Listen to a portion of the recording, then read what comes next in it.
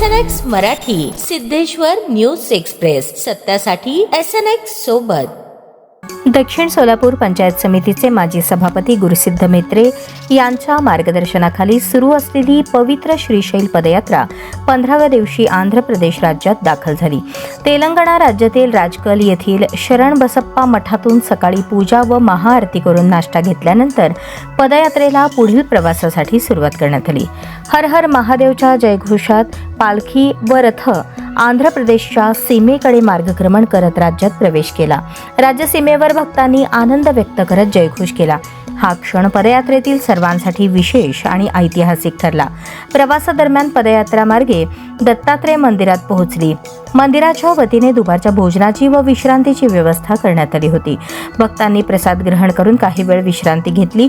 तसेच भजन कीर्तन व छोटेखानी करमणूक कार्यक्रमाने वातावरण भक्तिमय झाले.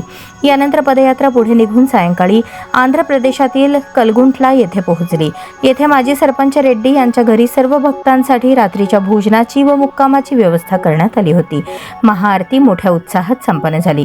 विशेष म्हणजे सोलापूर येथील मार्कंडेय पालखी देखील याच ठिकाणी मुक्कामासाठी दाखल झाली होती. दोन्ही पालख्यांचे भक्त एकत्र येऊन संयुक्त महाआरती केली. हर हर महादेवच्या जयघोषात वातावरण दुमदुमले आणि सर्वांनी मिळून प्रसाद ग्रहण केला. भक्तिभाव, एकात्मता आणि परंपरेचा संगम घडवत श्रीशैल पदयात्रा आता आंध्र प्रदेशातून पुढील टप्प्याकडे मार्गक्रमण करत आहे. दरम्यान सिद्धेश्वर न्यूज एक्सप्रेस या पवित्र पदयात्रेचे दररोजचे वृत्तांकन संपादक रेवणसिद्ध मेंढगुदले हे करत असून यात्रेचा प्रत्येक दिवस जनतेपर्यंत पोहोचवला जात आहे.